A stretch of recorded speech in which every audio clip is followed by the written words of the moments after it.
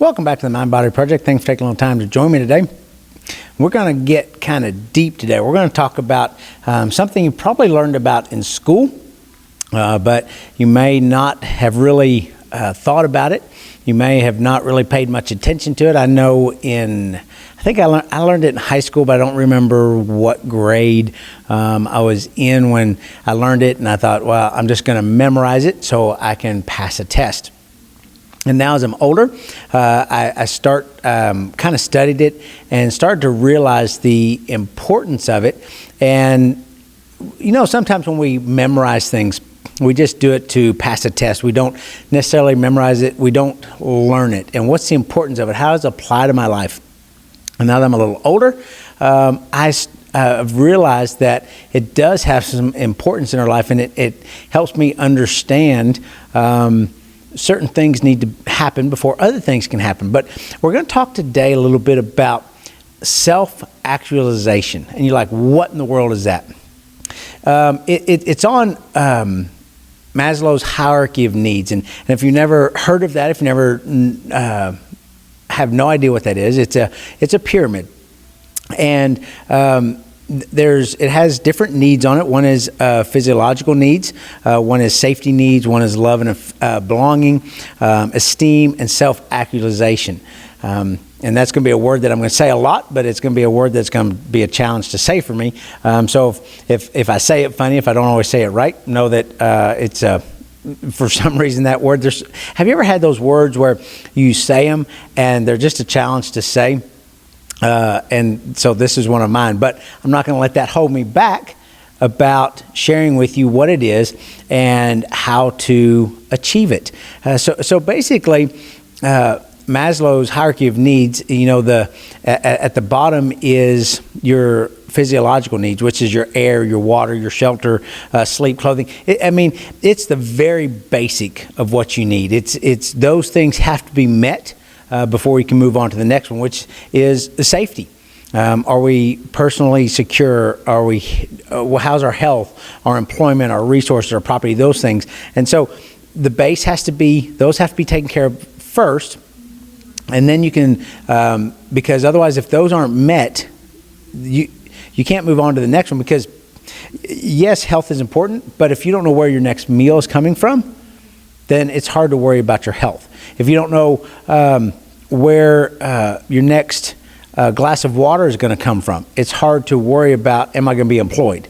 I may not be alive to be employed if I don't get water. If we're out in the desert, it doesn't matter if I need a job. I need water. Those have to be met. I need air is more important than getting a job or my personal security or property. Those things have to be met. And then so we have our safety needs. When those are met, when our physiological needs are met, our safety needs are met, then comes love and belonging, our friendships, our family, our sense of connection, our intimacy. Those are the next above our safety needs.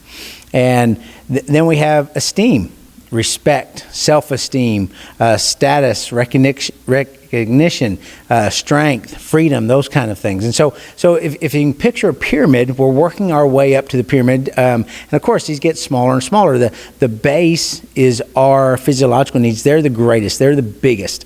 And that's our foundation.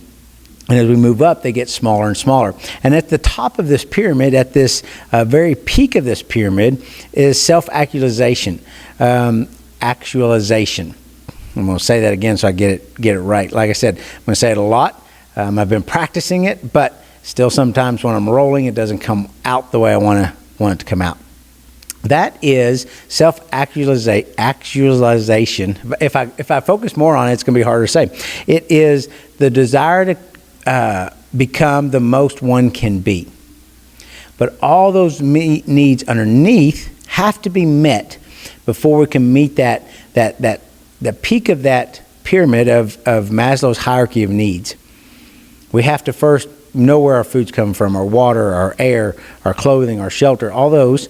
We have to know that we're secure, our health, our employment. We have to know that we have friendships, we have some intimacy, we have sense of connection. Then we have some self-esteem, we have some status, we have some recognition, we have some strength. And when all those begin to be met, all those needs begin to be met, as we work up this pyramid, we can reach the top of self-actualization. And that's what we're going to talk about today is that little part at the top, the little part that is the desire to become the most that we can be.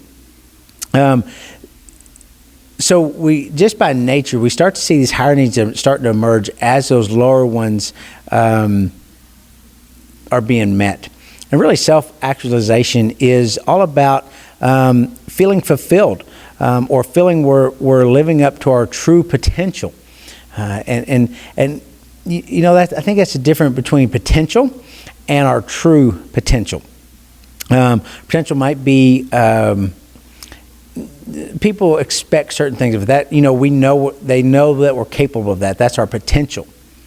But we have a true potential, a potential that I think only we know what it is.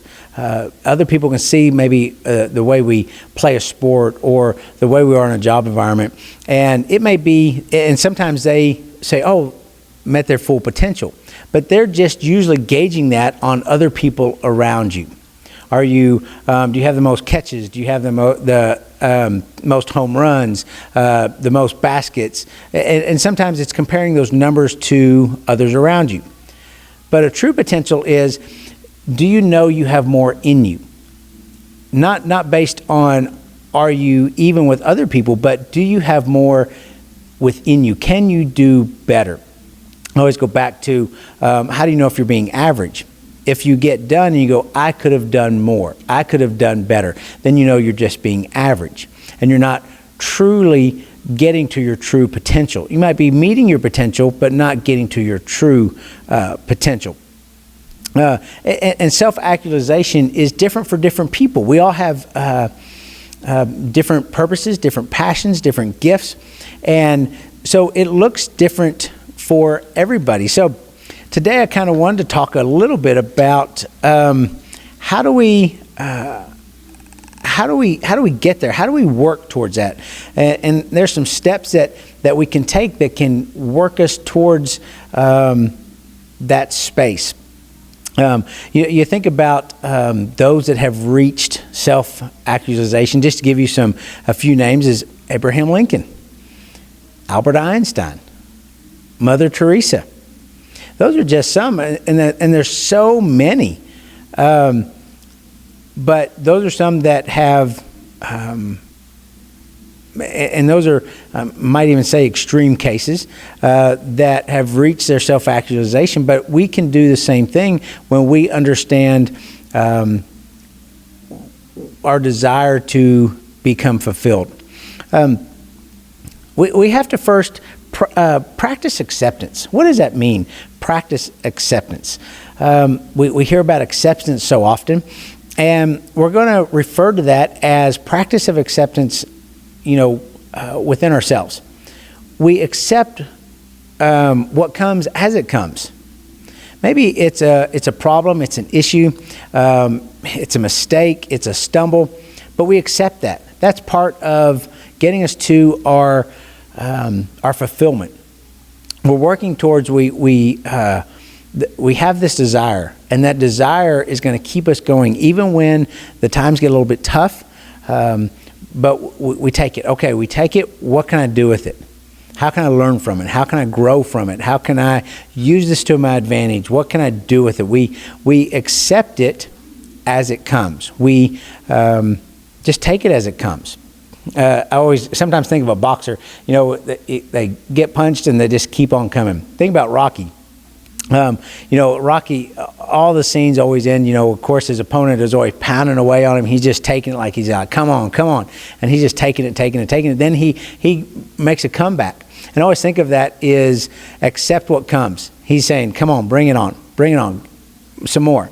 But he then keeps coming and takes action and moves towards his opponent and starts unleashing, and Rocky always wins.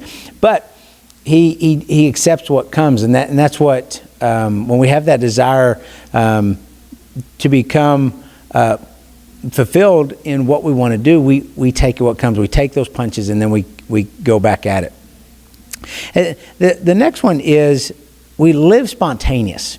We enjoy each moment as it comes. How often, I know I'm guilty of this, we don't enjoy those moments as they come. We don't enjoy each moment. Yeah, sometimes there's not moments that we can enjoy, and sometimes we say, oh, this was the worst day. But aren't there things during your day, during your week, during your month, during your year, that you could look back on and go, I should have enjoyed that moment a little bit more? But I think sometimes is what happens is we're so in a hurry to get to the next moment that we forget to enjoy the current moment. I know I'm guilty of that. Think about when you're a kid. It's a little different. I'm older now, and time seems to fly by. I don't know what it was. Time is way different now at 47 than it was a kid at 10. It seems like it goes, and I don't know why, it just flies by now. And as a kid, it seemed like it'd be going slow motion. But there are so many times as a kid, I couldn't wait for Christmas and just so excited for Christmas. And for me, there are some moments there that I probably didn't enjoy because I was so looking forward to Christmas. Let's get this done so I can move on to the next thing. Let's get this done so I can move on to the next thing. Let's get this done so I can get to Christmas and have open presents and the excitement. And then as birthday gets closer, let's get through this and that so I can get some birthday presents and have a birthday cake and a birthday party. And I think we find that, how about, when you're ready to go on a vacation and it might be a month away and you're going to this great place and you're just so excited about it. Don't you find yourself wanting to get through those moments to get to that big moment? But sometimes, if we're a month away, how many little moments did we not enjoy? How many moments did we not take time to be joyful about because we're waiting for that one big moment, when over the last month we could have had all these great small moments that we could have taken time to enjoy and be spontaneous with. So I think there's a lot of moments that we miss in life because we don't take the time to enjoy them at the moment. Working our way towards, and sometimes those moments help us be fulfilled and help us get to our desire to become fulfilled. The next one is, and this kind of goes into enjoying those moments, is, and I think, I bet that this will make some of you nervous, and it's get comfortable with your own company. Can you sit alone in a room? Can you sit alone with your thoughts? If we sit in a room, how often do you spend time to think? Not just let random things just spin around your head, but really think. Think about, what is it you want out of life? What do you want to accomplish? What do you want to, be like in 5 years? What you start thinking, and thinking is an active thing. It is, you're intentionally having these ideas. You're intentionally, let me direct my mind to here. Let me direct my mind to that. That's a good idea. Let me explore that idea a little bit more and think about that. And again, this is at the top of the pyramid. This is the top of, and these are all things working towards self-actualization. Actualization. Somebody's going to go, man, he can't say that word right. I'm trying, I promise. And all those other needs have to be met before we can sit or be where we can think and put time into that thinking. If we're worrying about food or water or shelter or our safety or connection with others, it makes it real hard to spend time with yourself and think. Think about those things and be active. And do you feel comfortable alone? A lot of people don't like to be alone. They need other people around. They need that conversation. But I think being alone is important because we are bombarded by noises and sounds and just everything, just a influx of input constantly. And I think it's so important to be able to just spend that time in quiet. Maybe it's some quiet music, whatever it is that kind of winds you down, and you can be alone And that's along with your thoughts, and you put your thoughts into action, which is thinking. It's taking an active role in your thoughts, and you're directing those and deciding where those goes. That is thinking. The next one kind of goes back to live spontaneously, enjoy each moment. It's appreciate the small things. Appreciate the small things that get lost in a busy day. Maybe you just had a really good meal, and you're like, man, that was just so good. And that goes back to living spontaneous. It's enjoying that moment. Maybe it's a job you enjoy today. Maybe your job's not really something you enjoy, but maybe there's a moment in that day that you really enjoyed. A number of years ago, I used to work at a sheet metal shop. And this sheet metal shop didn't have any air conditioning, no heat in the wintertime. In the summertime, we'd sweat to death. Of course, I had to wear long pants and all that. And I wear shorts pretty much year round. I love wearing shorts. And so to wear pants all day in the summertime about killed me. In the wintertime, it was cold. We had this little bitty heater that we'd go warm up next to. We'd put our hands over this gas heater, and then we'd go back to work. We'd come back, and of course, dealing with metal is all cold. So your hands would get cold and couldn't feel your fingertips, just all this stuff. But there's one thing and it was cold out or dewy. The sheet metal would have condensation on it. So we'd put it up on a hoist and get this air compressor, it was like an air hose, and spray it on there, and it would dry off the condensation. And that's something I enjoyed doing. It was kind of fun to see. It was kind of satisfying to see the condensation go away and dry the sheet metal as I was going from side to side, making different, that's something that brought me joy in that moment, in that time, in a job I really didn't care for. Wasn't my it came at a perfect time in my life, and it was very well needed in my life and met some great needs. But it's not a job I enjoyed, but that's something in the job I enjoyed. Maybe it's good weather. Sometimes it's cloudy and we go, oh, I'm so tired of the clouds. I want to see some sunshine. And then we see a little ray of sunshine in that day and go, oh, that's the best. When you see that sun shining down and the ray of light, it's just the best. But it's appreciating the small things. And I think if we look back through our day, we can find some small things that make us happy. A small thing today is I felt stronger this morning when I was working out. I felt stronger, and that's a win. That makes me feel good, and that's something I can appreciate.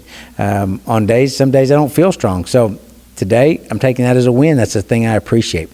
The next thing is to live authentically. Man, we hear that word authentically so much.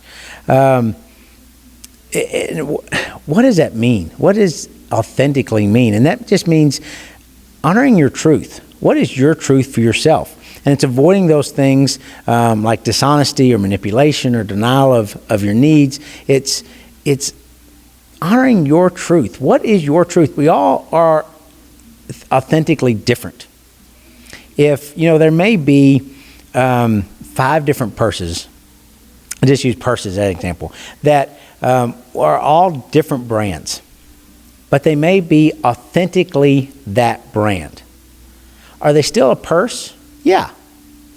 But they're authentically different to that manufacturer, to who it is that designed it. They're authentic to that. Are we all humans? You bet. But we're all a little bit different brand. And we need to be authentic to that brand. And you are the brand. What is your brand? Be authentic to that. I have different through my coaching program and my small group training and the gym, Synergy Fitness, have all these different things. And last year, I decided that I was going to just make it simple. I was going to be the brand. Aaron Degler was going to be the brand of all those. Those are all parts of my brand, but I'm the brand. So if I'm the brand, I have to be authentic and true to myself. What does that mean? That means, I want to help others be healthy. I want others to help others be fit. So Synergy Fitness, I want to be able to help the masses. I want to be able to get more one-on-one with training. So that might be one-on-one training with clients. That might be online training with clients. I want to be able to help clients work through the things that are holding back in their health and wellness in their life. So got into coaching clients one-on-one in groups. So all those are part of my brand. But those are part of honoring my truth in wanting to make an impact, wanting to make a difference. So all those are authentic to me because that's who I am. I want to help and I want to serve others. Why do I do a podcast? Because I want to serve and help others. Maybe some words we talk about. Maybe you've never heard of Maslow's hierarchy of needs. You might Google it and go, wow, that's the coolest thing. I never knew that. How do I get to the top of this pyramid? How do I get to self-actualization? See? We're into it, and I'm still having trouble saying it. How do I get there? And you listen to this, and you go, oh, I kind of understand that now. I didn't understand it necessarily in high school, but I get it now. And then, we're living authentically. And the last thing is we develop compassion. For those in our circle, for those in the world around us. We start to develop compassion, and you think, how do I do that? How do I have compassion in a world like we live in? How do I do that when I'm bombarded by all the different news articles and news TV? How do I do that? There's some ways to build compassion. You can volunteer for some organizations, human interest projects, because it's really hard to think about your own problems when you're out serving others, when you're doing that volunteer work. Maybe it's exploring ways to improve your community. For me to better understand my community, I started another podcast called My Hometown. I wanted to be able to understand what is going on in my community. How could maybe I find a way to serve my community better? So that's my way of exploring how can I improve the community. If I don't know what's going on, how do I know what needs maybe help, what maybe needs me to serve? And just, what's it going to take to make steps to improvement for yourself? And then and by volunteering, by exploring how to improve our community, by understanding others. I think and that helps build compassion. When we understand others, we can start to understand where they're coming from and go, but we have to do that because we would have to listen. And we have to engage in those conversations and have those conversations that we begin that understanding and we can begin that to build that compassion. And we do that through the understanding of others. So we've worked our way up that Maslow's hierarchy of needs, and we reach the top, and we're talking about that self-actualization. And we're talking about we practice acceptance, we live spontaneous, we get comfortable with our own company, we appreciate the small things, we live authentically, and we develop compassion. And through those, repeating those over and over, and those may take time, those may take months, they may take years to feel more comfortable with. But when we practice those over and over and over, that comfortability, that understanding, that awareness will come. But we just have to practice those and understand that we can't skip those different levels. Those levels at some way need to be met before we can move on to the next one. And so if we're hungry and we need water, it's going to be real hard, if not impossible, to get to the top of the pyramid, which is self-actualization. So I'd love to connect with you, and if you want further information, you want to expound on that, you want to see how can I do that, how can I get a deeper sense of fulfillment, then go to aarondegler.com. I'd love to connect with you there. Join my daily texting community. You can join my weekly email. There's a place there that we can have a free discovery call. We can talk about what you need. You can just contact me. Different coaching programs, training programs, all the different things to help you be more healthier, fit person. And fit, I don't mean just physically, but physically and mentally. And be able to look at that Maslow's hierarchy of needs and reach the top and reach your true potential of who you truly are and truly want to be. So thank you for taking a little time and joining me today. And hey, we'll see y'all next time. As I tell my wife Kim every night before I go to bed, it's Bomb in the Ninth, AA, out.